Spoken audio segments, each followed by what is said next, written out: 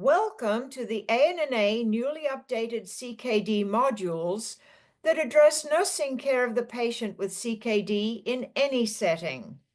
I am Leslie Dinwiddie, project leader for these modules. It is my great privilege to introduce our author and presenter of the ninth module, Chronic Kidney Disease in the Pediatric Population, Cindy Richards. Cindy has over 37 years of nephrology nursing experience and is currently employed in the kidney transplant division at the Children's Hospital of Alabama in Birmingham, Alabama. In addition to her work with these CKD modules, she is the chapter support specialist for ANNA's ACST. She is a current officer of the Hazel Taylor chapter and is a past national ANNA president. Well, good evening, everyone. Thank you for being here this evening and spending part of your day with us. I'd like to introduce you and welcome you to Module 9, Chronic Kidney Disease in the Pediatric Population. This module is designed to help our non-nephrology pediatric nurse colleagues who are also caring sometimes for our pediatric patients with or at risk for chronic kidney disease to learn more about this disease and its therapies. This set of modules, Chronic Kidney Disease, What Every Nurse Caring for the Patient with CKD Should Know, is dedicated to the memory of Sally Burroughs Hudson. She was a past president of ANNA and a fierce proponent of continuing education for all nurses. I remember when she asked me when I was going to go back and get my bachelor's degree. And I was like, I'm working on it. So I didn't let her down. So as you can see, this is the ninth module in the series created by the American Nephrology Nurses Association, and it should be viewed in conjunction with Module 1, an introduction to chronic kidney disease, an overview of causes, staging, and treatment. The content of this module, Chronic Kidney Disease in the Pediatric Population, it's a very broad overview of the causes and therapies designed to manage both the disease and its complications.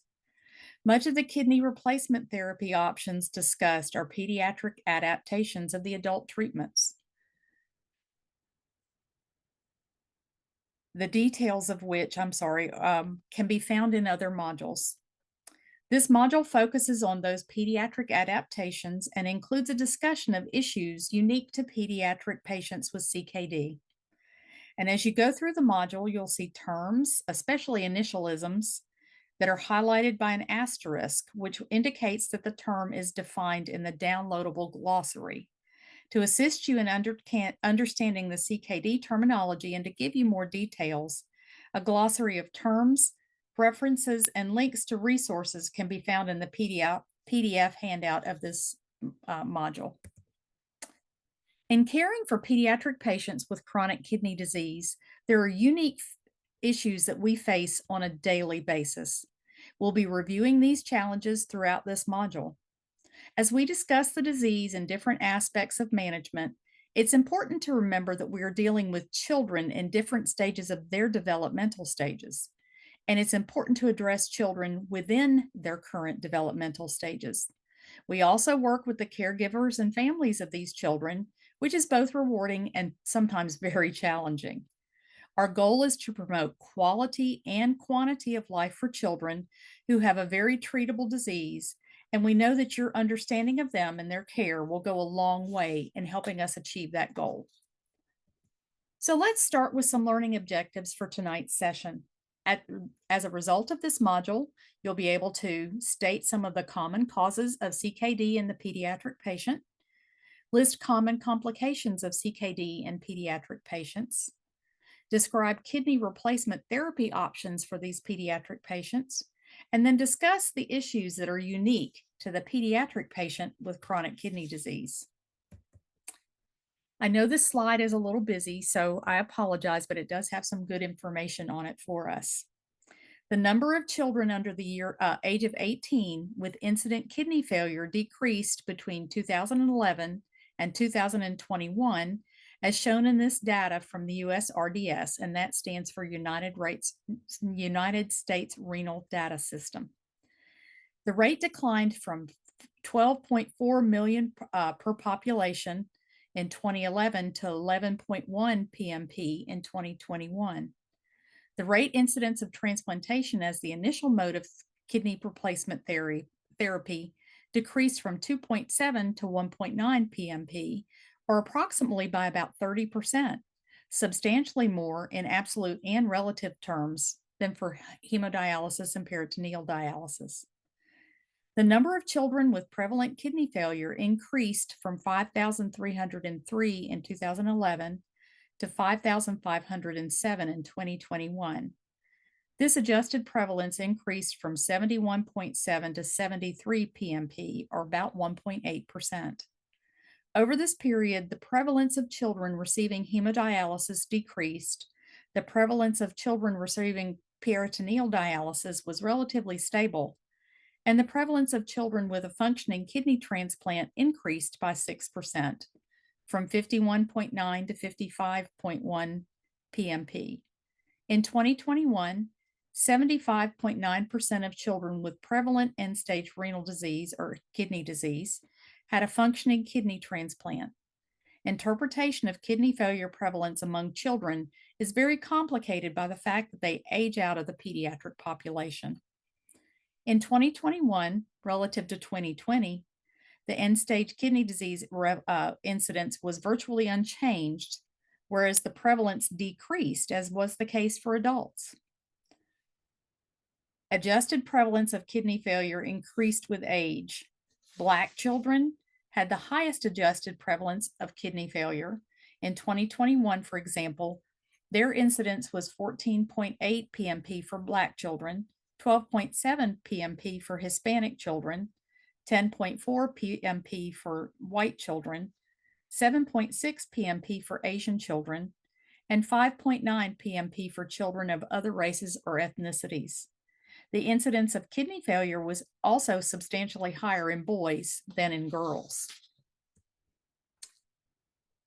Primary causes of children vary in age. In this incident population, the most common cause of kidney failure at 52.6% among children under the age of 1 year was CACUT, an acronym for congenital anomalies of the kidney and urinary tract. And you can see when you look at this bar graph, by going from left to right in the gray bars, this became less common in advancing age, with primary and secondary glomerulonephritis combined becoming the leading cause of incident kidney failure, increasing from 6.5% of children aged over 1 year to 35.4% of children aged 13 to 17. And while the incidence of kidney failure due to cystic and hereditary causes varies with age, it is the third leading cause at 12.2% of this patient population. Of the remaining diagnoses, tubulointerstitial disease accounted for 4.7% and transplant complications for 1.5%. It's also noteworthy that hypertension and diabetes in children cause only about 1.5% and below 1%, respectively, of kidney failure in this population. This clearly demonstrates how different children are from adults, in whom these diseases are the two main causes of kidney failure. So we had worked on a little bit of a Q&A and little polling question, but I wasn't able to put it into the slide presentation. But if you were looking at those questions, I would ask which one of these diseases is not common in pediatric kidney disease, and that would be diabetes. In all the years that I've worked with children who have had renal failure, I think we've transplanted one child that had diabetes, and that was just because of what caused his renal failure, that he became diabetic. It wasn't a primary cause of his disease process. Children, like adults, may also suffer acute kidney injuries, or AKI, which can precipitate or exacerbate chronic kidney diseases. Evidence-based international guidelines for AKI, and you can find more about that in Module 4 for detail, offer details of causes and management. Kidney Disease Improving Global Outcomes, or KDIGO, also has the 2012 guidelines for the evaluation and management of the CKD in the adult and child, showing similar staging of CKD for both patient populations. Greater detail on disease staging can be found in both modules 2 and 3 of this series of modules. National guidelines specific to growth issues for children with CKD come from the National Kidney Foundation's Kidney Disease Outcomes Quality Initiative, or KDOQI, which with the focus on nutritional aspects and bone disease management. And we'll talk about these a little bit later in the slide presentation. So first, let's look at the progression and the management of CKD. Regardless of the cause, our goal is to identify and treat the disease and closely monitor kidney function and the risk factors that are associated with its progression. Once CKD develops, the failing kidneys initially adapt by increasing the filtration rate in the remaining functional nephrons, which is a process called adaptive hyperfiltration. As a result, patients with mild CKD often have a normal or near normal serum creatinine concentration. Adaptive hyperfiltration, although initially beneficial, results in long-term damage to the glomeruli of those remaining nephrons. Delaying progression of CKD is manifested by pathologic proteinuria and progressive kidney insufficiency. This is irreversible and is responsible for the patient's progression to CKD, requiring some type of kidney replacement therapy, when the original illness was thought to either be inactive or cured. Although the underlying problem that initiated CKD often can't be treated primarily, extensive studies have suggested that the progression of CKD may be due to secondary factors unrelated to the initial disease. These secondary factors are complications of CKD and may include anemia, osteodystrophy, systemic and intraglomerular hypertension, glomerular hypertrophy, proteinuria, metabolic acidosis, hyperlipidemia, tubulointerstitial disease, systemic inflammation, and altered prostanoid metabolism. The common sequence of events in diverse types of CKD is the basis for common management plans for children with CKD, irrespective of their etiology. So let's take a little bit closer look at the most common physical complications and comorbidity of CKD. Many of these complications are very similar to those experienced by adults. As kidney function declines, a child with CKD will usually develop anemia, metabolic acidosis, mineral and bone disorders, also abbreviated by MBD, hypertension, and an increased risk for infection. Poor appetite, and especially the critical need for adequate nutrition, make the risk of malnutrition high in all of these patients. This, along with alterations in the production and utilization of growth hormone, precipitates the growth failure often associated with children who do have CKD and the potential for developmental delays. We'll briefly discuss the signs and symptoms as well as the management of these. So first, we're going to talk about the anemia of chronic kidney disease.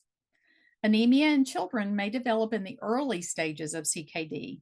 It's diagnosed according to the KDIGO guidelines when the hemoglobin concentration is less than 11 grams per deciliter in children between 6 months and 5 years of age, less than 11.5 grams per deciliter in children between 5 and 12 years, and less than 12 grams per deciliter in children between 12 and 15. Any anemia that's diagnosed in girls over age 15 with a hemoglobin is less than 12, and boys over 15 with a hemoglobin less than 13. Anemia can be associated with impairments in cognitive function, immune response, delayed growth, and decreased capacity for exercise. The cause of anemia in CKD patients is the ever-increasing decreasing, production of erythropoietin as the kidneys progressively fail. But it's important to rule out other potential causes such as a GI bleed, poor iron status, lack of vitamin B12 or folate, infection or inflammation, malnutrition, or coexisting medical issues. The goal of treating anemia and CKD is to maintain health and quality of life. This goal requires close monitoring of monthly labs. Current KDIGO guidelines recommend maintenance levels of hemoglobin at 10 to 12, serum ferritin levels between 100 nanograms per milliliter to 500 nanograms per milliliter, and a TSAT that's greater than 20%. Iron and erythropoietin stimulating agents, also abbreviated as ESA, are usually needed to maintain these levels. Patients can be started on oral iron supplements like ferrous sulfate or polysaccharide iron complex. If with the dietary iron supplements, the patient's unable to achieve the recommended serum levels, the patient may receive IV iron like ferric gluconate or iron sucrose. ESA, which are synthetic erythropoietin with trade names like Epigen, Procrit, or Aranesp, may also be started to increase the patient's productions of red blood cells. Of note, infection may negatively impact the patient's bone marrow, which could decrease the effectiveness of ESAs and iron.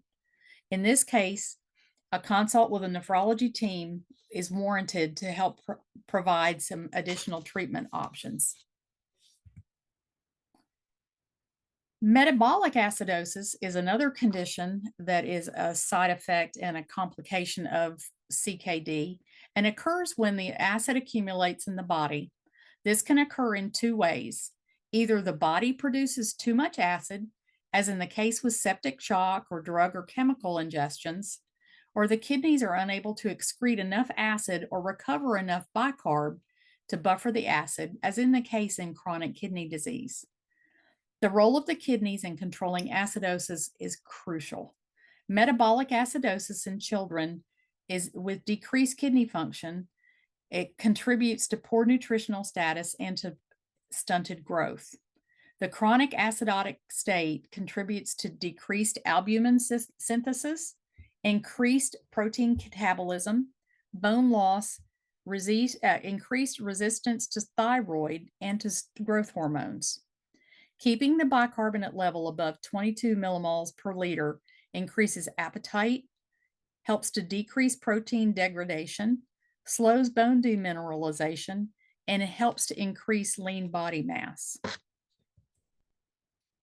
The therapy goal recommended by the 2012 KDOQI guidelines is to maintain the serum bicarbonate level at or above 22.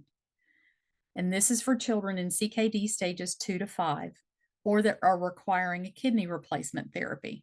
These levels can be managed with the administration of sodium bicarbonate tablets or citric acid solution. Control of the bicarbonate concentration in the hemodialysis solution is an additional strategy. One of the problems that we frequently have, at least in the center where I'm at, is sodium bicarbonate tablets are not covered by insurance because they're considered a supplement. And so our pharmacist has worked with other pharmacists around the country, and sometimes what we'll use is baking soda. She has figured out exactly how much baking soda is required to be the equivalent of one sodium bicarbonate tablet. And so those kids can just add it to fluids that they're drinking across the course of the day, and that helps to supplement their bicarbonate levels and doesn't cost mom and dad a whole lot of money because you can buy a whole box of baking soda for less than $1 that will last them for months. Kidney disease, or improving global outcomes, KDIGO, defines CKD mineral and bone disorder as biochemical alterations in the homeostasis of calcium, phosphate, parathyroid hormone, vitamin D, and acid-base balance. We've already discussed about metabolic acidosis that's secondary to CKD. The alterations in calcium and phosphorus balance are related to both reduced excretion of phosphorus and altered calcium absorption and utilization. Elevated levels of parathyroid hormone secondary to changes in serum calcium and vitamin D deficiencies are due to the lack of production of calcitriol, which is the active form of vitamin D, which is essential for bone development. Osteocyte dysfunction is an early indicator of MBD. There's an especially high risk for bone disease due to both poor nutritional intake and the rapid skeletal growth that occurs during childhood. If it's left untreated, children with CKD can develop severe osteodystrophy. It's what we used to hear people refer to as rickets back in the old days. And that increases the risk of bone fractures and impaired or irregular growth. If you would, please refer to modules 2 and 3, and you can get more detailed descriptions of mineral bone disorders. The 2008 KDOQI guidelines for nutrition in children recommend maintaining a corrected calcium within the normal range of 8.8 to 9.5 milligrams per deciliter. Phosphorus levels should be maintained between 5 and 8 for newborns, between 4 and 6 for children ages 1 to 12, and between 3.5 to 5.5 for kids in adolescence. Every patient should have a serum PTH that's managed based on their CKD stage. For patients with CKD stages 3 to 5 who are not yet on a kidney replacement therapy, the PTH should be treated as if it is consistently above the normal limit. For patients with kidney failure on hemodialysis for kidney replacement on hemodialysis for their kidney replacement therapy, the PTH should be no higher than 3 times the normal value. For patients with CKD5 on peritoneal dialysis, the PTH should be maintained between 100 and 300. The treatment of mineral bone disorder includes the use of phosphate binders, which are medications that help to bind dietary phosphorus for elimination in the stool. This helps to maintain a proper calcium phosphorus balance when the kidneys can no longer do that. Phosphate binders should be administered with food, but do not administer them with oral iron supplements, because what happens is it soaks up that iron, and so the kids don't get to absorb the iron, and it doesn't do them any good to take the supplements. Example of phosphate binders may include calcium carbonate, calcium acetate, sevelamer hydrochloride, sevelamer carbonate, and lanthanum carbonate. Calcium carbonate in the liquid form can be given with formula or as part of an enteral feeding regimen. Vitamin D is also needed as it helps the body to absorb calcium from food, and it reduces the overproduction of PTH. Taking a vitamin D analog will both increase serum calcium and reduce serum PTH levels. Examples of vitamin D analogs include doxycalciferol and paracalcitriol. Many pediatric centers still use calcitriol as well. And as I mentioned a minute ago, do not give your phosphate binders at the same time as your oral iron. That's a crucial part of the treatment therapy for these pediatric patients. Another complication of CKD is hypertension. The prevalence and rate of hypertension in children and adolescents is increasing due to the increase in childhood obesity and the growing awareness of hypertension in children. Kidney disease is the most common cause of secondary hypertension in children, and hypertension does contribute to the progression of CKD in kids. Obtaining a correct blood pressure reading in a child can be a real challenge, especially if it's a young child that's not happy about having to be in clinic at all. It's essential that the appropriate cuff size is used. The cuff bladder width should be at least 40% of the mid-arm circumference, and the cuff bladder length should be 80 to 100% of the arm circumference. Manual blood pressure readings are preferred because they tend to be more accurate. Attempts should be made to keep the child quiet and calm so that falsely elevated results aren't recorded. One of the things that we do in our clinic frequently when we have small children come in who are not happy about having the blood pressure cuff put on is we have small bottles of bubbles, and they'll blow bubbles at the kids while it's trying to take their blood pressure to distract them and keep them from being so upset while they're getting their blood pressure measured.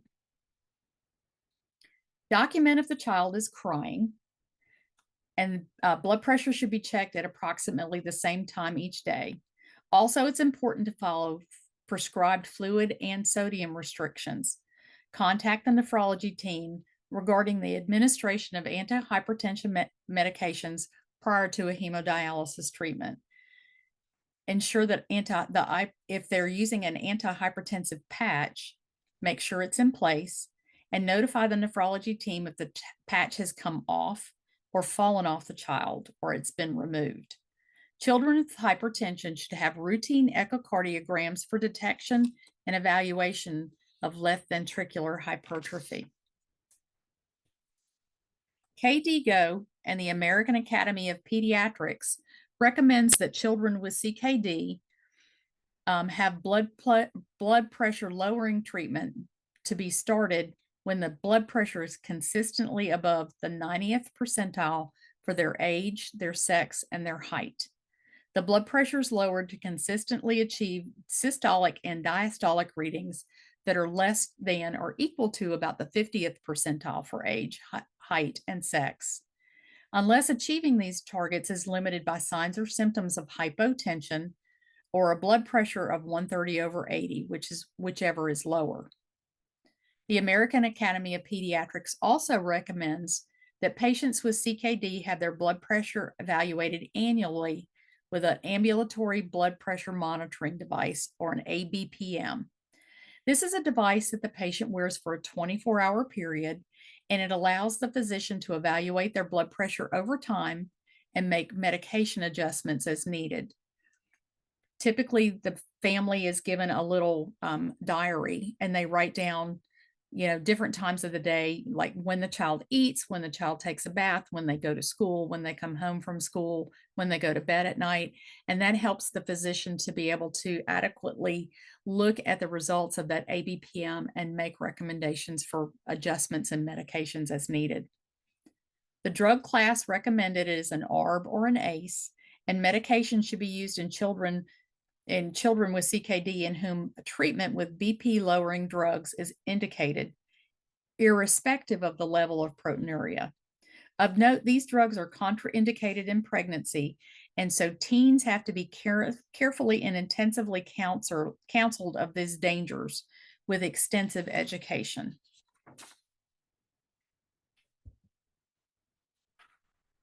Developmental stages impact the child's ability to follow optimal hygiene practices.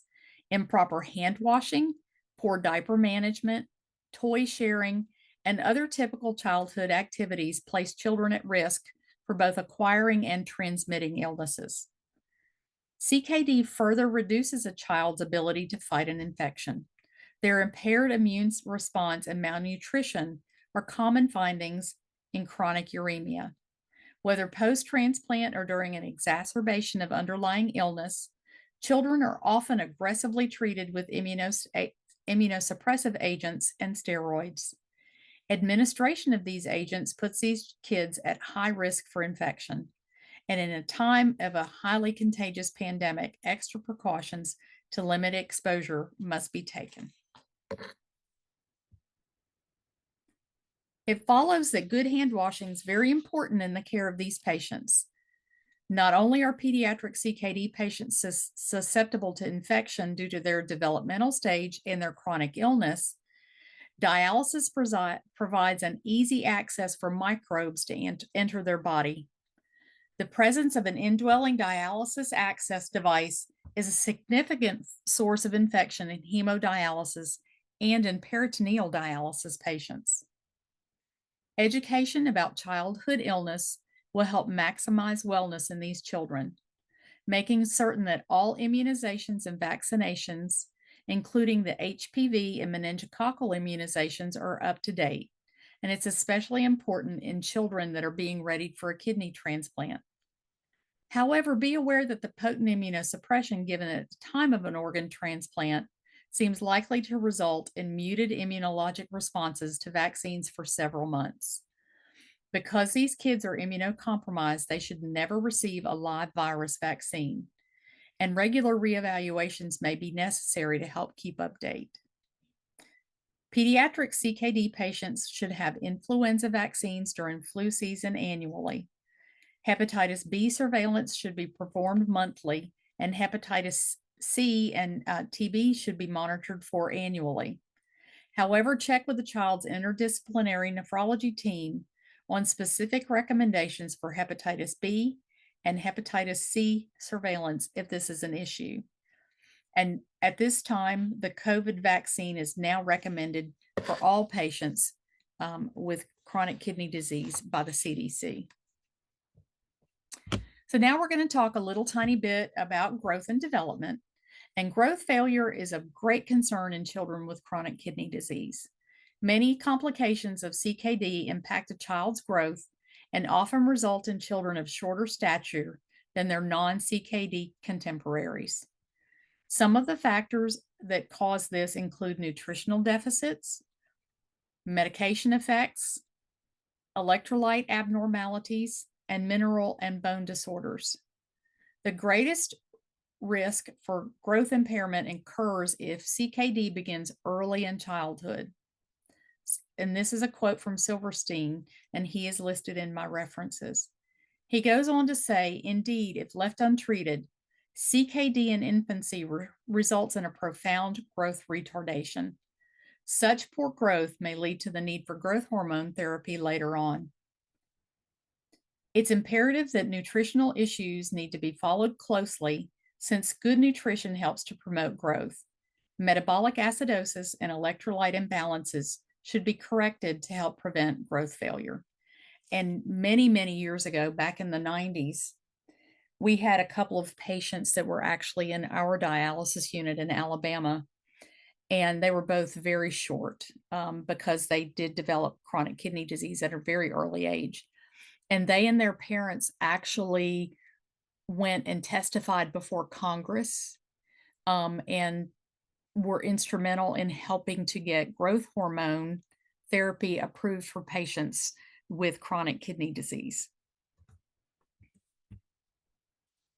So here's a list of contributing causes of growth failure in CKD. If this list looks familiar, it's because these complications of CKD in children are in great part responsible for their delayed or stunted growth.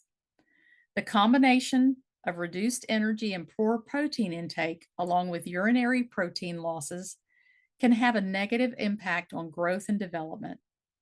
The risk for growth failure is highest in children developing CKD at birth or early in infancy because the greatest longitudinal growth rate in a child occurs in their first 2 years of life. The National Institute of Diabetes and Digestive and Kidney Diseases, NIDDK, state that children with CKD commonly have growth failure.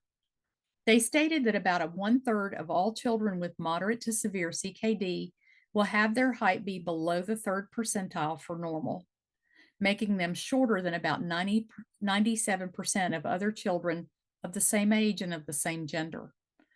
They also stated that for children with end-stage kidney disease, as many as 40% of them will have their final height be below that 3rd percentile.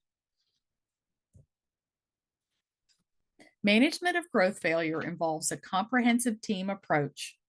Treatment of the underlying diseases, including efforts to slow the progression of CKD, is ongoing. Correction of underlying metabolic, nutritional, and vitamin deficiencies,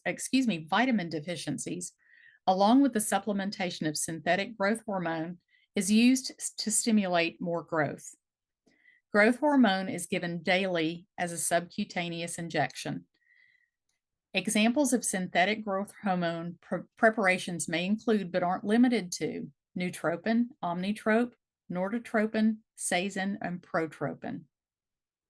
Children always should have preliminary x-rays prior to growth hormones initiation of therapy to determine if their growth potential still exists. If their growth plates are fused in their bones, they can't grow anymore. And so giving them growth hormone injections would be just like injecting water. And so that's why we have to check those x-rays to make sure that they have the ability to still grow. Having CKD means that they require higher doses of growth hormone than patients with a normal GFR. Once therapy's been initiated, children receiving growth hormone will need to have yearly bone x-rays to monitor the ongoing potential for their growth. The 2008 KDOQI Nutrition Update tells us that the focus of nutritional care for children across the spectrum of CKD must always be centered on the achievement of the following goals: to maintain an optimal nutritional status, meaning the achievement of a normal pattern of growth and body composition by intake of appropriate amounts and types of nutrients, by avoiding uremic toxicity, metabolic abnormalities, and avoiding malnutrition, and a reduction of the risk of chronic comorbidities and mortality in adulthood. Proper nutrition is overseen by the dietitian on the nephrology team, and they play a critical role in the management of the pediatric patient with CKD. The specific diet will depend on the cause of the underlying kidney disease, the severity of the kidney disease, or their CKD stage. Modifications are made based on their age, their height, their weight, their nutritional status, their residual kidney function, the type of dialysis therapy they're on, laboratory studies, medications, and comorbid diseases. Children face an additional nutritional challenge due to the increased nutritional needs to assure adequate growth. Dietary restrictions are generalities. Each patient's diet is very individualized and it has to be reviewed before making any interventions. But the generality that must get special attention is the phosphorus. We already looked into the lab ranges for phosphorus and PTH. According to the KDOQI 2008 nutrition guidelines, all children with CKD stages 3 to 5 and those on dialysis must not exceed a dietary phosphorus intake of greater than 100% of the dietary reference intake for age when the serum parathyroid hormone concentration is above the target range for their CKD stage, and the serum phosphorus concentration is within the normal range for their age. It has to be reduced by 80% if the PTH is above the target range for their CKD stage, and the serum phosphorus concentration exceeds the normal reference.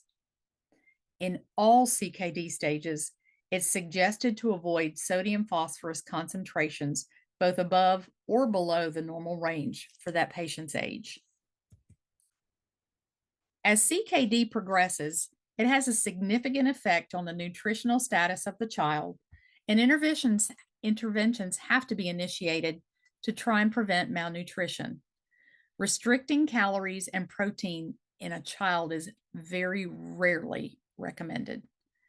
Protein intake shouldn't be lower than the RDA for their age. As with all CKD patients, dietary recommendations change as their kidney function declines. Malnutrition becomes evident by weight loss, by decreased strength and endurance, by poor cranial growth, and by loss of muscle mass. Regular evaluations are essential for prevention and intervention.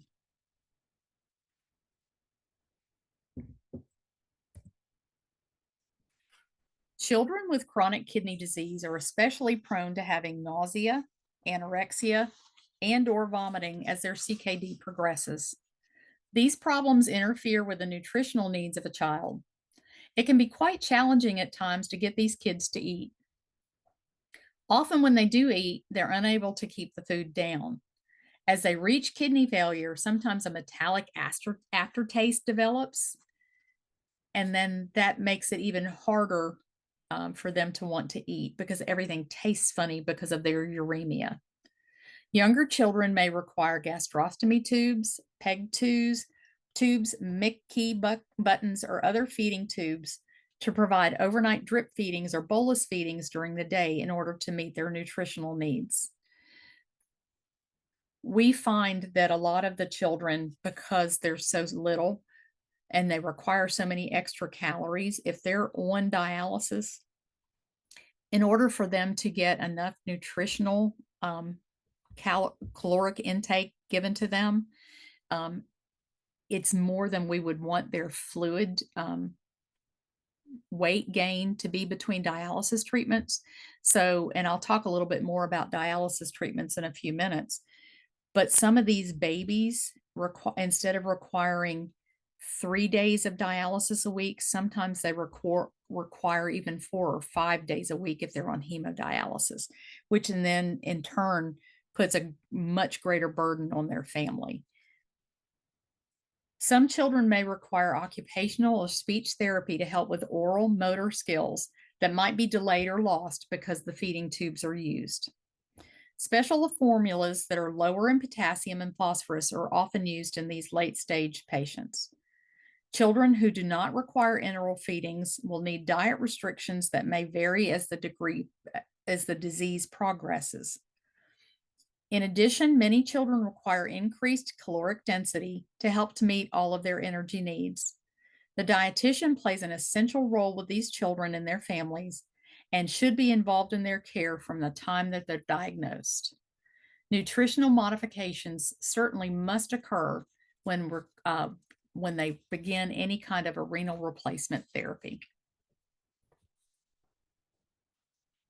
When we look at outcomes for the stage 5 child on kidney replacement therapy, we know that the majority of them will join the adult survivors of pediatric onset CKD that make up part of the 2023 point prevalence of CKD in adults. This is because these children have a 5-year survival rate of 82% in hemodialysis, 88% in peritoneal dialysis, and 98% in transplantation. For those that don't survive, the most common cause of death in this population is cardiovascular causes and then infection. Survival is possible through appropriate kidney replacement therapy, with transplantation as the optimal choice for quality and quantity of life. When preemptive transplantation is not an option, the choice between the two forms of dialysis is generally dictated by technical, social, and compliance issues, and the family's preference. However, nephrology generally views peritoneal dialysis as a preferred choice due to the many technical challenges of hemodialysis, as well as the social issue of school disruption if dialysis can't be done at home. Here are the prevalent data from the 2023 USRDS annual report illustrating the choices for kidney replacement therapy between ages 0 and 17. As shown on the earlier slide of incidence and prevalence of children with CKD stage 5 with their kidney replacement therapies, kidney transplant is absolutely the overwhelming choice of modality. This slide shows that overall, transplant has an overwhelming share at about 75% of the patients. Reasons for these therapy preferences will be explained as we discuss the options and the nursing process of care for the child on a renal replacement therapy. While every patient is an interdisciplinary team responsibility, we know that the nurse is the one who's with the patient more often than any other discipline. We know that our processes of care are not limited to specific medical orders for a specific diagnosis. Our knowledge and holistic experience as nurses lead us to use our process to critically think not only about what we're doing, but what else needs to be done to help this child with CKD enjoy the best quality and quantity of life. And patient and family education is the key to that goal. Education about renal replacement therapies should begin no later than when the child's CKD progresses to stage 4, and that's when their GFR is less than 30. ANNA's publication of the Nephrology Nursing Scope and Standards of Practice, 9th edition, is a wealth of information for all nurses about all aspects of the nursing process and practice in CKD care. The next portion of this module will focus on education about and selection of options for kidney replacement therapies. There are 3 types of kidney replacement therapies. There's kidney transplantation, self-care assisted, which is usually peritoneal dialysis or home dialysis, hemodialysis, or assisted dialysis, which is usually where hemodialysis is performed in a dialysis unit. Or it could also include peritoneal dialysis if the parent has to perform all of the therapies because of the child's age. When faced with the bad news of kidney failure, the good news is that there is an optimal kidney replacement therapy that, while it's not a cure, does return normal kidney function and its many health benefits to the child. That therapy is kidney transplant. It should come as no surprise that in 2023, a child with a kidney transplant has a much higher 5-year survival rate than a child on hemodialysis or peritoneal dialysis. And I mentioned a second ago about the kidney transplant is not a cure.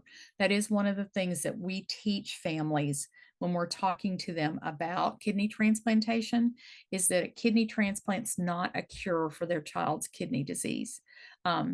It's another therapy, just like doing peritoneal or hemodialysis. And that at some point in their life, their child is going to probably need at least one more transplant, if not a couple.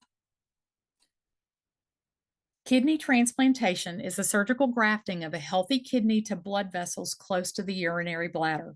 The location of the allograft, which is what we call the kidney that's transplanted in, is based on the patient's size.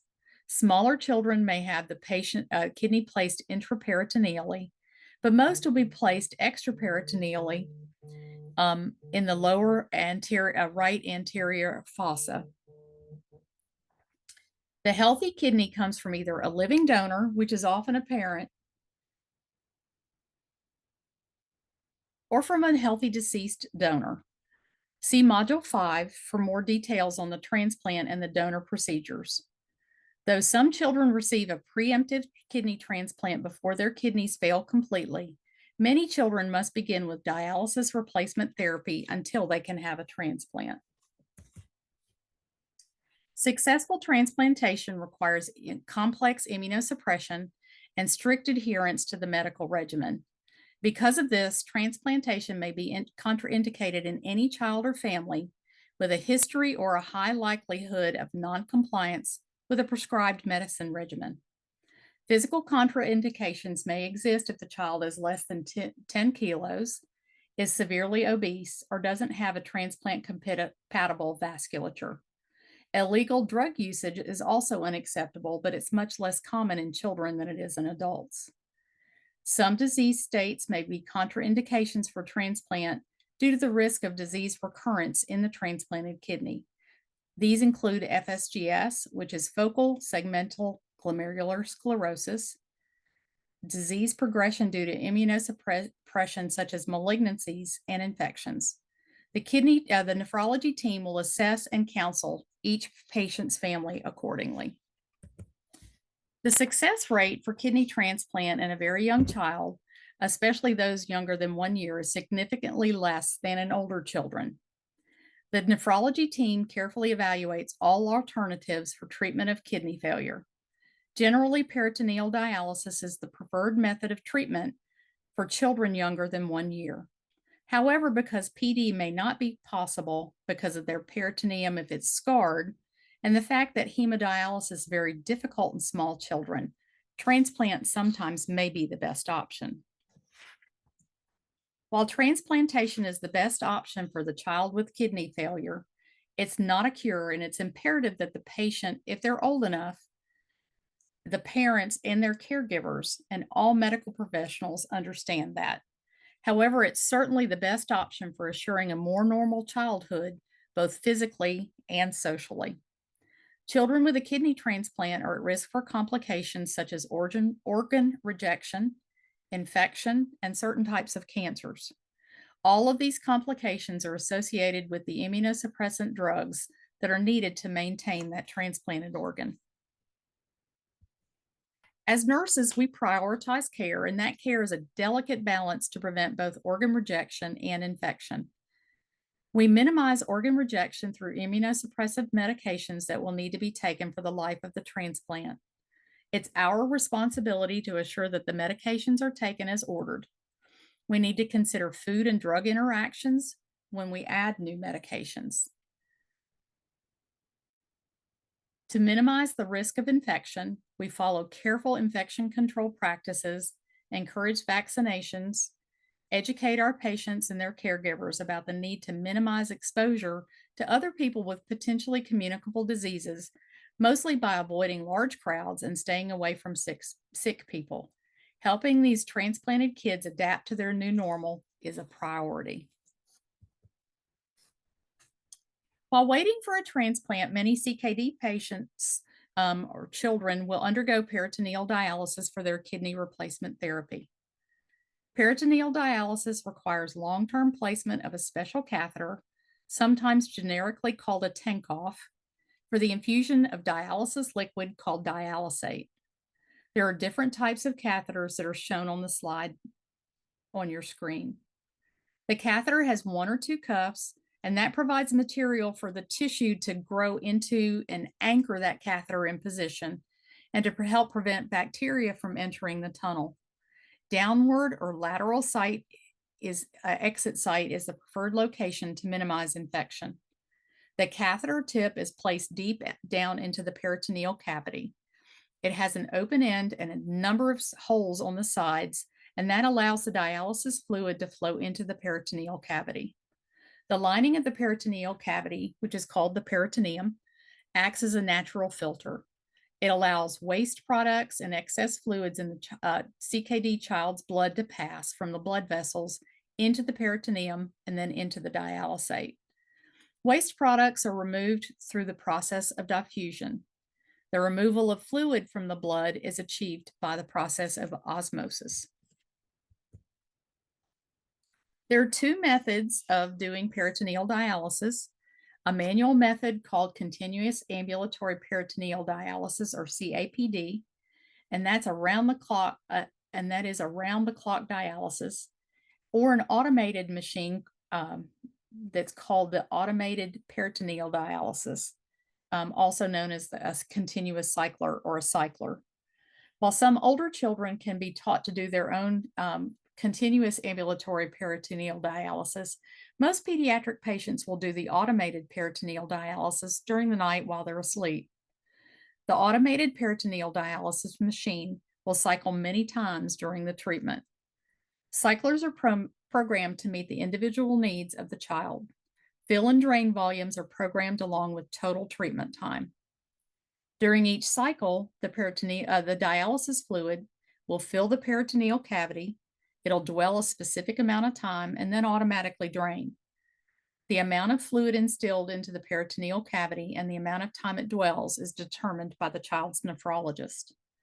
The child's caregivers are taught how to perform peritoneal dialysis. If the child's older, he or she may be taught to do their own PD with the assistance and supervision of a parent or a guardian.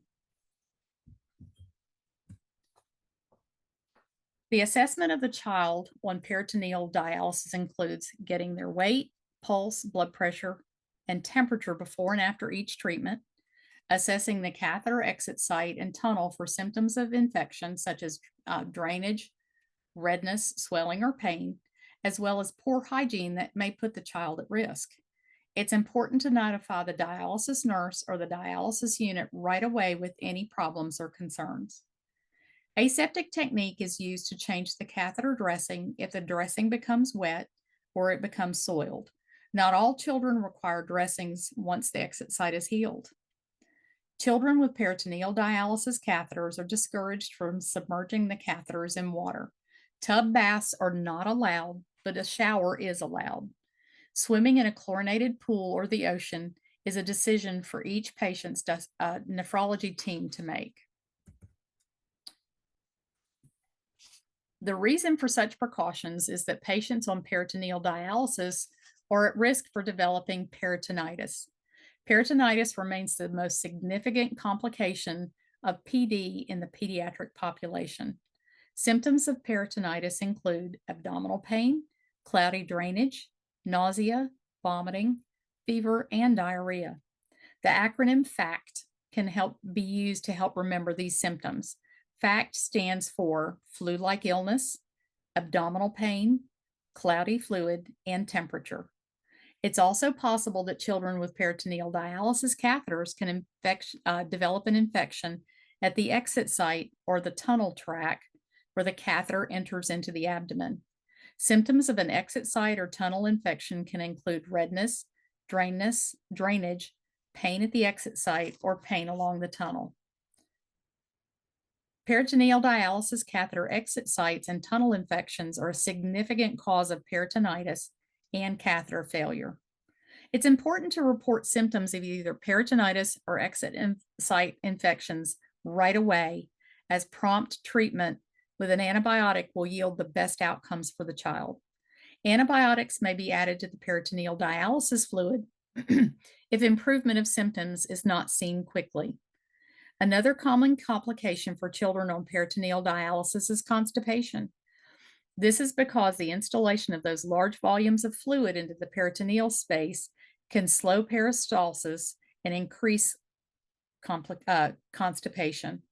In addition, fluid restrictions and many other medications, such as oral iron and phosphate binders, can add to that risk. Constipation can interfere with catheter function, but not allowing it to fill or drain properly during the PD exchange.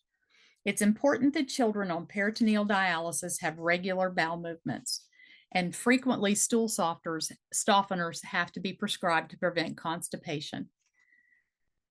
Filling and draining problems can also be due to fibrin formation in the PD catheter or catheter migration out of the child's pelvis.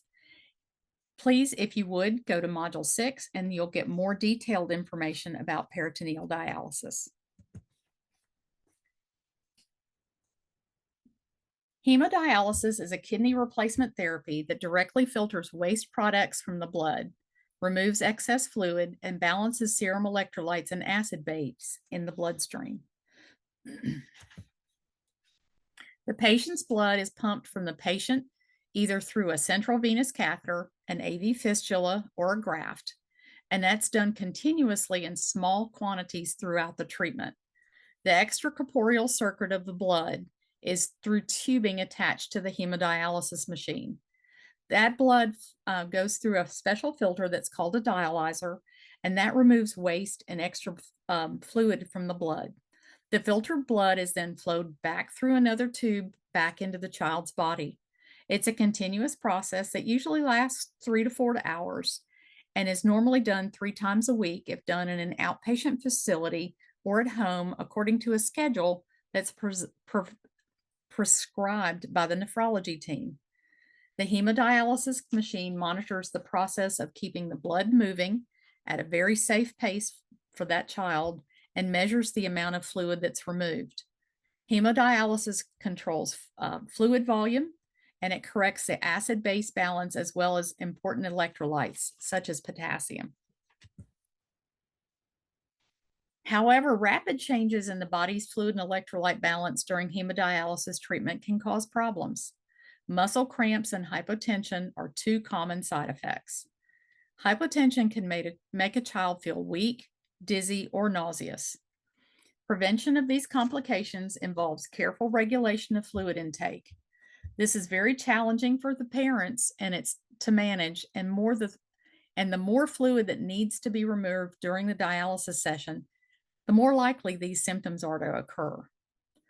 Hemodialysis is a very effective form of kidney replacement therapy, especially when done frequently, as this minimizes the complications. But it's the greatest challenge of this is the creation and maintenance of vascular accesses, and that's the source of both long and short-term complications and a significant source of morbidity and mortality.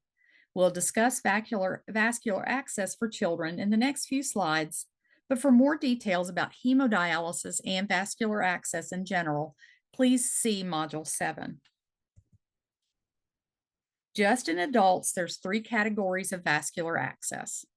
The first two are the preferred accesses for chronic hemodialysis because they're subcutaneous, they're surgically created, and they're arteriovenous structures, a fistula or an AVF, or a graft, an AVG. However, they do require a minimum of 2 large needles to be inserted for each treatment. Indwelling central venous catheters are usually tunneled cuffed catheters that are placed in the operating room or interventional radiology settings for acute hemodialysis treatments or for patients who don't have an AV fistula or an arteriovenous access or an other kidney replacement option. The challenge is especially that in small children with equally small blood vessels, it's really difficult to surgically create and maintain a high flowing arteriovenous access that'll require frequent needle insertions. It's much easier to place and connect a dual lumen CVC, but that comes with an unacceptably high short term risk of infection and the long term risks of central venous stenosis and occlusions. The 2006 National Kidney Foundation, or KDOKI guidelines, recommend the creation of an AV access in children that weigh more than 20 kilograms when transplant's not imminent. An AV fistula is surgically created and requires a vein caliber of at least 1.5 millimeters or larger to be successful. Most of these are placed in the wrist or the elbow, and that allows for easier cannulation and better observation during hemodialysis. Most AV fistulas require 4 to 6 months to mature, and what we mean by when we say mature is that it becomes large enough to actually be able to use for dialysis. So placement about 6 months prior to the start of hemodialysis is recommended. Early placement reduces the needs for a central venous catheter. A fistula is the long-term hemodialysis access preferred because the successfully created AV fistula has the advantages of long-term patency and low infection rates. It's relatively simple to create in a larger child or adolescent, and it can provide the blood flow that's needed for hemodialysis. Most of these advantages result from simplicity of the single anastomosing of an artery to a vein with no graft materials involved. While there are many advantages, they must be balanced against recognized disadvantages of the AV fistula, especially the creation of an AV fistula is very difficult in a small child. It requires microsurgery with a very expensive experienced pediatric vascular surgeon. Add to this that sometimes it can take a long time for that vein to expand and strengthen to be usable, can be up to 4 months. We call this process maturation. And then nobody likes needles, and hemodialysis with an AV fistula does require placing at least 2 large needles for every hemodialysis session. Frequently, the vein can be difficult to cannulate, and paradoxically, the larger it is, the more unacceptable its appearance may be for a child, especially a hormonal adolescent. Some centers will use some topical lidocaine to numb that area to lessen the pain from that needle placement for treatments.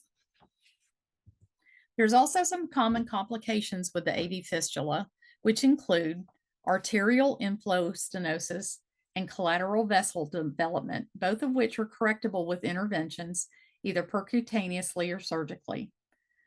They can have an aneurysm formation, which is the unfortunate result of repeatedly cannulating in a very small area where it's become easiest to successfully cannulate instead of rotating the cannulation sites along the length of that enlarged vein. And Steele syndrome, which is a late complication in fistulas. Steele syndrome is a condition caused by arterial insufficiency distal to the AV fistula due to the diversion of the blood into the access. Characteristics of Steele syndrome include hand pain, a pale or a cold hand, numbness, a tingling sensation, poor capillary refill, and weakness. If not treated, Steele syndrome can progress and result in the loss of function or even loss of a limb. If a child's vessels aren't large enough to support the blood flow required for hemodialysis, a graft may be used to create the access vessel. The graft is usually a synthetic material, polytetrafluoroethylene, or PTFE, and is tunneled subcutaneously to connect an artery to a vein. Blood flows through the graft. 2 needles are still placed in that graft for each treatment. Common sites for placement are in the upper extremities. If the upper extremities can't be used, sometime in some children, the graft can be placed in the thigh and attached to the large vessels in the groin. Grafts do have some advantages over fistulas. They can be used in as little as 4 to 6 weeks, requiring less time and planning than a fistula. They're easier to cannulate than fistulas due to the size, the strength, and usually a larger cannulation area. There are also more options for anatomic placement sites and configurations, such as the thigh, which is easier to hide. But the AV graft does come with some disadvantages. Most notably, AV grafts' life patency is shorter than that of an AV fistula, meaning that another access has to be created at the cost of more blood vessels than may be needed for a dialysis access in the future. Failure of the AV graft is most frequently due to the development of venous anastomosis stenosis and is a result of reaction to that synthetic graft material. This causes recurrent thrombosis and failure. Multiple interventions to maintain patency in the synthetic graft put a patient at higher risk for infection than with an AV fistula. Also, like the AV fistula, this access also has the disadvantage of requiring the placement of 2 needles for every hemodialysis session, as well as that complication that we mentioned a few minutes ago of Steele syndrome. Daily assessment of both fistulas and grafts includes observing for signs and symptoms of infection. We look for the absence of redness, hematoma, bleeding, tenderness, or pain. We assess patency by checking for presence of thrill and bruit every day. The thrill is the vibration you can feel when you touch an AV access. The thrill should feel strong and continuous, and you should be able to palpate it over the entire length of the access. If you feel a discontinuous pounding with each heartbeat, it may indicate some outflow stenosis and it needs to be checked. The bruit is the whooshing sound of the blood flow through the access, and you can hear that with a stethoscope. The sound should be very strong and it should be very steady. A high-pitched whistling sound may indicate a stenosis or narrowing of the vessel. It's up to all of us to be able to protect that vascular access because that's the patient's lifeline. We need to protect the access by teaching and reminding the patient and family that it's best not to wear tight clothing, to wear watches, to wear bracelets or anything like that over the graft or the fistula. Anything that leaves a mark on the arm is too tight. Patients shouldn't also carry heavy items such as school bags or book bags across or on the graft or fistula. There's also concern that sleeping on the access arm can cause some damage. And patients must not allow blood pressures to be taken in the access arm, nor allow the access arm to be used for blood draws or IV placement. Also, and it will be by a case-by-case judgment, it's important to verify that there's no safety issues if that child wants to participate in any kind of sports. Remember to make sure their arm is washed with an antibacterial soap and water every day. Apply light pressure to stop bleeding if bleeding occurs after a hemodialysis treatment. Make sure that the caregivers wash their hands before and after assessing the access. Report to the nephrology team right away any signs or symptoms of problem with the access, such as swelling, redness, drainage, fever, or change in the bruit or thrill. There's a few options that are available to help children manage the pain and fear caused by cannulation of their fistula or their graft. These include topical anesthetics such as lidocaine cream or ethyl chloride spray. Subcutaneous lidocaine could also be used prior to a needle insertion, but it's discouraged because of the scarring in the tissue where you stick with long-term use, and because it requires additional needle punctures in order to administer that.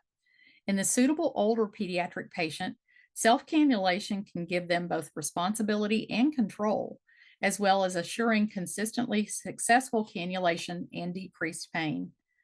Pediatric units are family-centered, and they allow for parents and caregivers at the bedside for support. Child life specialists are trained in distraction techniques and can be an excellent resource for those patients. Though arteriovenous fistulas and grafts are the preferred type of accesses, in smaller children or children with poor vasculature, placing a central venous catheter may be necessary. In fact, the CVC is the most common access for pediatric patients that start hemodialysis. Sites for placing a CVC include the right internal jugular, which is the preferred site, then the left internal jugular, then followed by a femoral placement. Subclavian placement should be avoided if at all possible. Children should not be put at risk for any kind of central vein stenosis or occlusion if at all possible. The advantages of a central venous catheter are that it can be placed in a variety of sites. Even in a small infant, it's relatively easy to place. It can be used immediately after it's placed and eliminates the requirement for needles. Some of the disadvantages of a central venous catheter include increased risk of infections. In fact, complications due to infections are a leading cause of morbidity and mortality in pediatric hemodialysis patients. It can cause potential stenosis of the central vessels, which could impact future placement of an AV fistula or an AV graft. It can cause issues with poor catheter blood flow during dialysis, which can result in inadequate dialysis, causing the worsening of the patient's uremic symptoms. Thrombosis of the catheter and malpositioned or kinked catheters increase the need for interventions. Limited activities such as swimming or sports can be really frustrating for children, especially as they get older and they want to do things just like their peers are doing. Assessment of a central venous catheter in a patient includes evaluating for any signs or symptoms of infection, checking the integrity of the catheter and dressing, notifying the dialysis unit about any abnormalities such as bleeding, drainage, new bruising, or the absence of a dressing. When caring for a child with a dialysis catheter, ensure that the catheter is only accessed by trained personnel, the catheter is never submerged, the catheter's dressing is dry and intact, and that the catheter is never tugged or pulled on to avoid any trauma, and the caps on the catheter ends are secured and clamps are closed tightly. One of the scariest things that ever happened when I was working in the hemodialysis unit at Children's was we had a teenage boy that went to the movies with a bunch of friends, and they started horsing around in the parking lot. And somebody actually pulled his hemodialysis catheter out in the parking lot. Luckily, he didn't bleed to death. He knew enough to put pressure on that site, and they hightailed it to the emergency room at Children's so that he could be taken care of. But that was pretty frightening to find out that a patient's line had been yanked out accidentally. So the nursing process begins with assessment, and nowhere is this more important than in a child with kidney failure that's on a replacement therapy. It's important to monitor fluid volume every single day. Children receiving hemodialysis or automated peritoneal dialysis are weighed before and after each treatment. Continuous ambulatory peritoneal dialysis patients are usually weighed daily. Assessment for edema includes periorbital, abdominal, or lower extremities, and also listen to their lung sounds to make sure that you don't hear fluid um, collecting in their chest. The nephrology team determines daily the fluid restriction for each patient. Foods with high liquid content, such as gelatin, juicy fruits like watermelon or grapes, and soups have to be counted. Careful attention should be paid to fluid restrictions, as some patients are anuric and can rely only on renal replacement therapies to remove all of their extra fluid. We have to monitor their blood pressures to assess for hyper or hypotension. For hemodialysis patients, assess the patency of the AV fistula or graft daily. Check for the thrill or bruit. No blood pressures or venipunctures should be done in the extremity with the dialysis access. For patients with central venous catheters, check the exit site for signs of inflammation or infection and for correct positioning of the catheter. For peritoneal dialysis patients, check the PD catheter for drainage from the exit site, for any part of the cuff to be extruding, and for any redness along the catheter track. Maintaining adequate and appropriate nutrition is a challenge for every child, and it can become more challenging based on the type of kidney replacement therapy that child has chosen. The dietary outline on this slide is very generalized. Protein needs are based on age, diagnosis, and the type of dialysis. At least 50% of the protein intake should have a high biological value, such as meat. Younger children need a higher protein intake to assure adequate growth. Children on peritoneal dialysis also require higher protein intakes due to a constant loss of protein through that peritoneal membrane.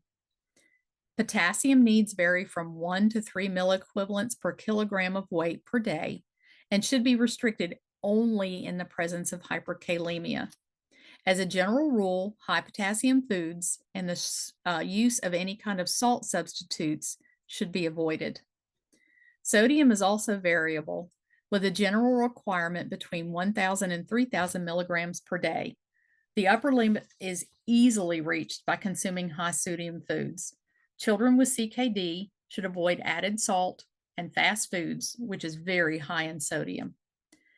Phosphorus is limited to 600 to 800 milligrams per day. Unfortunately, there are some sources of protein, such as dairy products, that are also high in phosphorus. But it's the hidden phosphorus in manufactured and fast foods that's the most difficult to manage. And infants may require a low phosphorus formula until they hit about age 2. Adequate caloric intake varies based on age and stage, but is imperative for a child's growth and development, especially for children with kidney failure on replacement therapies. Infants with CKD often require supplemental tube feedings, as we mentioned earlier, to be able to keep up with their added caloric needs. And the calcium requirements also vary, and they're varied based on their age and their growth needs. Comparing laboratory ranges for healthy children to those of pediatric CKD patients, as shown here in this table, highlights the importance of nutritional recommendations. As compared with a healthy child, the child with kidney failure has a very different biochemical normal that's considered optimal and safe. Consult with a nephrology team regarding questions about your patient. Also pay particular attention to the child's potassium level. Elevated potassium levels can be an emergency, as dialysis patients rely on kidney replacement therapies to help keep this level within normal limits. So I apologize. This slide is very busy and very hard to read and very tiny, but it does show the age and growth related changes and requirements for protein, calcium, and calories, and adaptations to the CKD stage. For your convenience, it's going to be added as a PDF in the handouts that will be available. The frequency in which a child should be assessed for their dietary needs varies by stage of CKD and by the child's age. This table, based on NKF KDOQI information, gives guidance on how often the child should be assessed and which measures are recommended. This table is good information for use in screening children with CKD for malnutrition. It includes information from both the Centers for Disease Control and the World Health Organization on assessing for both being under and overweight. It can be used for healthy children as well. Also of note, there are treatment-related factors that influence the nutritional status of the pediatric CKD patient. For example, dialysis treatments can cause catabolism. Also, a percentage of nutrients are lost during the dialysis process, but if the patient doesn't receive sufficient dialysis, they may become uremic. Additionally, some peritoneal dialysis patients experience a feeling of fullness due to the pressure of the dialysate in their abdomen and subsequent feelings of early satiety. All dialysis patients are typically on a kidney supplement multivitamin to make up for the vitamin losses that occur during dialysis. The nutritional assessment must include a consideration of pre-existing medical conditions or concerns, such as multiple disease states, including an abnormal metabolism and/or comorbid conditions, nausea, vomiting, anorexia that's caused by uremia, diarrhea, or constipation, difficulty in chewing or swallowing, taste changes and having a bad taste in their mouth, gastroparesis, catabolic processes and acidosis, by endocrine disorders, by infection, and the inherent complications of multiple medications, such as with the food-drug dialyzer interactions. And last but not least, we must always be aware of the developmental age and stage of the growth for each child that has CKD. The implications for nutritional status are an important marker for health-related quality of life in children with kidney failure. There are many medications that are prescribed for children that don't have pediatric labeling, but they may be used in children based on anecdotal evidence based on the provider's experience. Children should never be considered small adults, and their dosing should always be done by their body weight. This may mean doses may be lower or higher than what may be used in an adult. The stage of a child's development can also affect medications and how they're utilized by the body. During growth, the GI tract changes frequently, and this affects how medications are absorbed. There are differences in body water, in fat, and in protein binding between an adult and a child, and this can affect how the medications are used by the body. Most medication metabolism occurs in the liver, and enzymes follow different patterns of development as children mature, and this can affect how they're metabolized. Most young children have a faster metabolism of medication than older children and adults. Giving medications to children can be so different than with an adult. Small children can't swallow tablets, so medications may be compounded for administration. Some tablets can be crushed, but please ask your pharmacist prior to doing so, because there are some tablets, like some of the immunosuppressants, that aren't safe to crush. Children may also have a nasogastric tube, or an orogastric tube, or a gastrostomy tube that medications can be given through. If giving IM medications, there's different muscles that are recommended in children based on their age. And there are some medications that are available in rectal form. Some medications can be very toxic to the kidneys and cause acute kidney injuries. There's a multi-center pediatric group across the United States that are studying the effects of this, and they developed a program called NINJA. NINJA stands for Nephrotoxic Injury Negated by Just-in-Time Action. This program scans non-critically ill hospitalized children to attempt to limit exposure to drugs that are nephrotoxic. They also recommend screening of creatinine and make recommendations for less nephrotoxic medications for that patient. This is to help decrease the chances of hospitalized children developing an acute kidney injury. For more information on common medications and their use in pediatric CKD patients, please refer to the Core Curriculum for Nephrology Nursing, 7th edition. Children with CKD with or without kidney replacement therapies have a direct impact on the entire family. Often, parents have to decrease work hours or not work at all. If the child's frequently hospitalized, a sibling may feel out and feel that the parents feel left out, and that the parents are spending all of their time with the ill child, and that sibling feels very left out or even neglected. Social workers and child life therapists are critical members of the healthcare team to assist and support the family and their family members. All team members who provide care to the child have to be aware of this need and attempt to be as supportive as possible. Adherence is another factor that can affect a child's long term outcome. Be aware of clues that may trigger you to notice adherence issues with the child or the family members. Patient and family education is critical in assisting these patients with psychosocial issues for the child and the family members.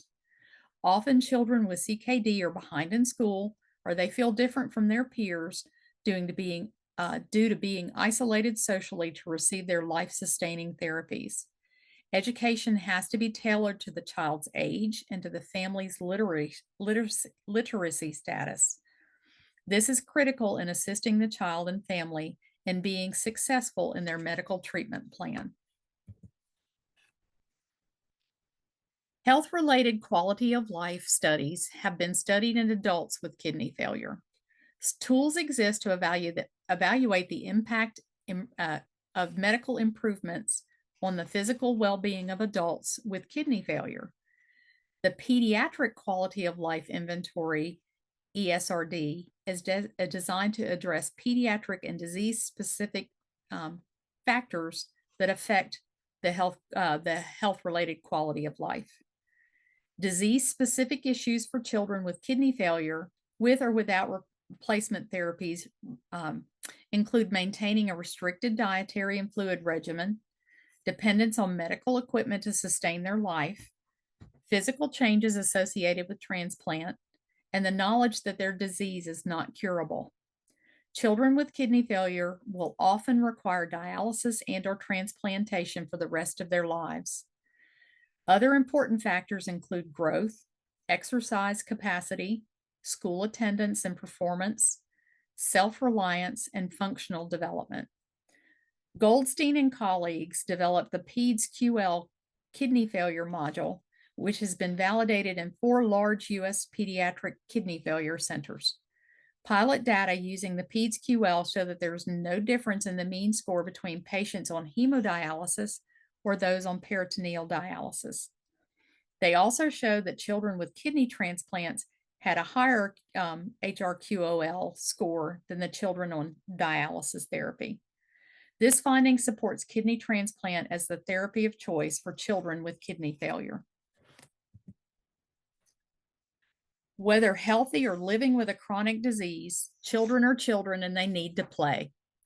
Play is a valuable intervention strategy for providing care to all children, and it's especially important to those with CKD or other chronic illnesses. Play can be used to allow for easier and more accurate assessment, to help with patient education, and as a distraction technique to help manage pain. Since it may be difficult to gauge emotional status with children, the use of play may provide a way for children to express themselves. It can be especially helpful with small children who might find it difficult to identify and articulate feelings of fear, anger, or frustration. The use of play, stories, and drawings can help nurses draw out the child who's frightened and help to lessen that fear. Allowing a child to explore medical equipment can help make it less intimidating. For example, place a stethoscope on a teddy bear, and that can help them to relieve fear, anger, and frustration. Best of all, play can help make the procedures more fun for the child as well as the adults involved. Child life specialists play a significant role in helping pediatric patients adjust to potential restrictions imposed by CKD. Many pediatric facilities have designed child life specialists as part of the interdisciplinary nephrology team, and other facilities have child life specialists that are available as needed. Children with chronic kidney disease have considerable disruption with school attendance and performance. Many children will miss school for normal childhood illnesses, but children with chronic kidney disease will also miss school for frequent appointments and/or treatments. These absences may put the child behind, both academically and socially. Cognitive deficits must be anticipated in children with CKG, and these children do qualify for disability benefits that account for absences and other special needs at school.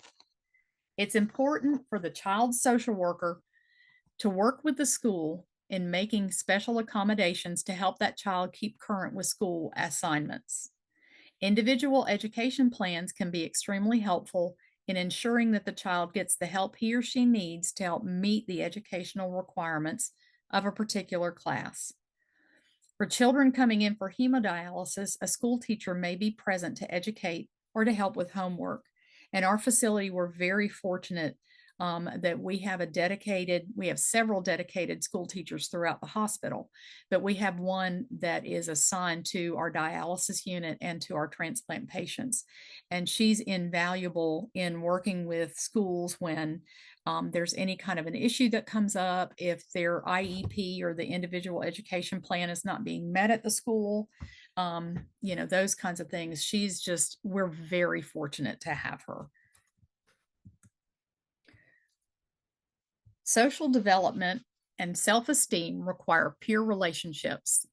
Some relationships may be difficult for children with a chronic illness who feel different from their peers. A child with chronic kidney disease may look different due to their short stature, their poor nutrition, or their uremia. If they're on dialysis, then they may have tubes coming out of their bodies that make them feel different. They also have to take medications when they eat, and they may have issues with depression or anxiety. Non-adherence with the medical treatment plan for chronic kidney disease is a major concern for these children. They want to be like their peers. They don't want to limit the fluids they drink or the food they eat, and they don't want to have to take medicine when they eat. Therefore, they tend to eat and drink what they want in front of their peers, and they may skip their medications in an effort to fit in. Brainstorming along with the children and their families on ways to adhere and feel comfortable among their peers can help.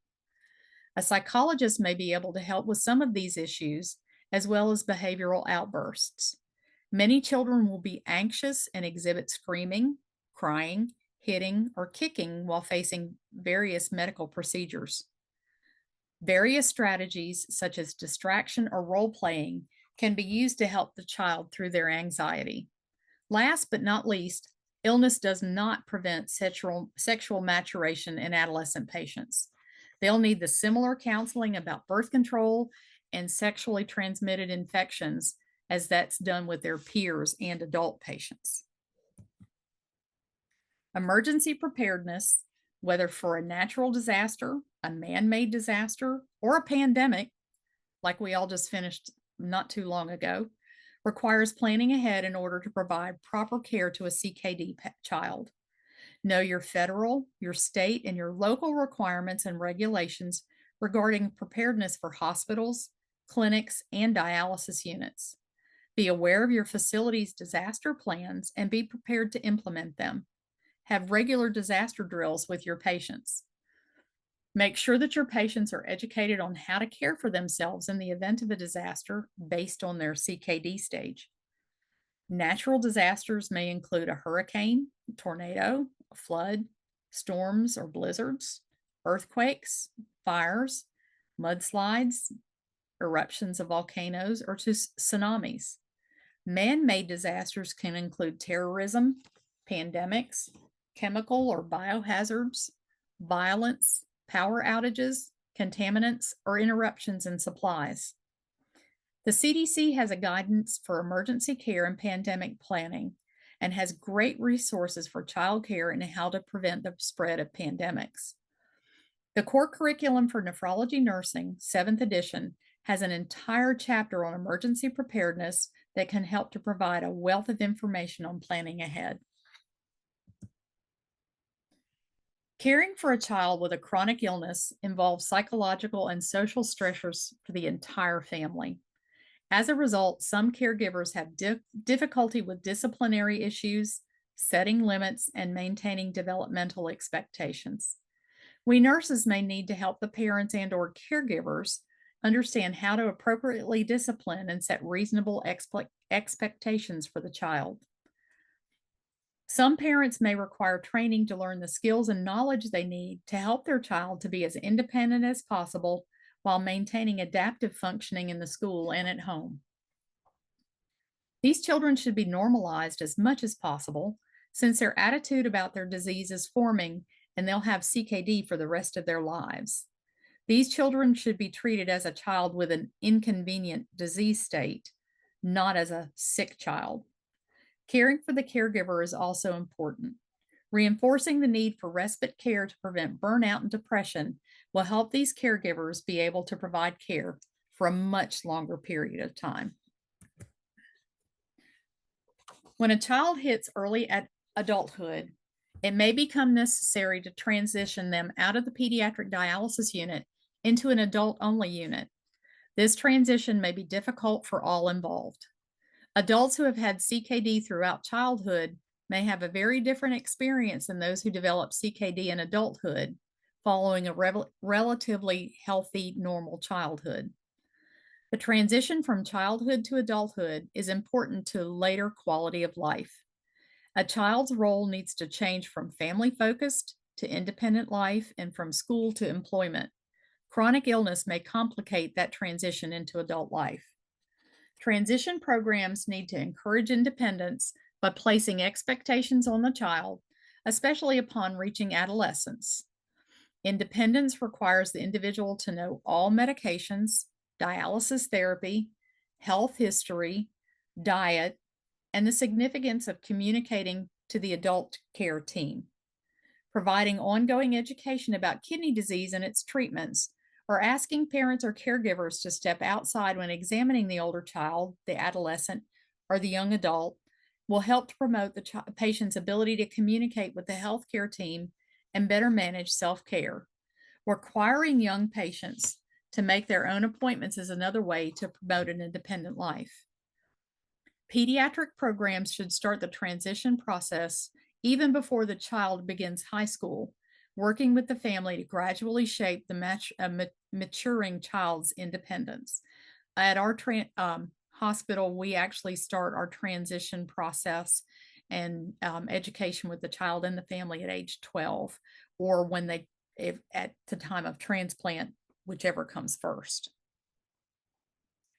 In 2020, 23.8% of adult survivors of childhood onset kidney failure were receiving hemodialysis, 3.6% were receiving PD, 43.4% had a functioning index kidney transplant, and 29.3% had a functioning subsequent kidney transplant.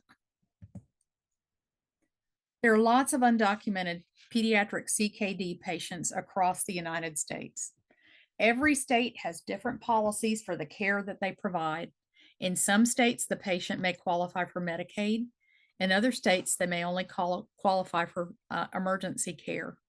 Because of the lack of insurance, many freestanding dialysis centers are reluctant to accept these children. In some cases, the only way for the patients to receive dialysis care is to go into the local emergency room. Many pediatric centers accept these children and provide ongoing dialysis care. Transition to adult care is difficult with undocumented children as they age out of pediatric care, and there's a lot of work that still needs to be done to assure that these children are provided the medical care that they need. As we noted in the beginning, the 2023 USRDS reports that the number of children and adolescents beginning kidney replacement therapy care is steadily decreasing from a high of 12.4 per million population in 2011 to 11.1 per million population in 2021. That's a decline of about 10%. This decrease in keeping the prevalent population steady is because of the very high survival rate, probably due to the high percentage of transplants.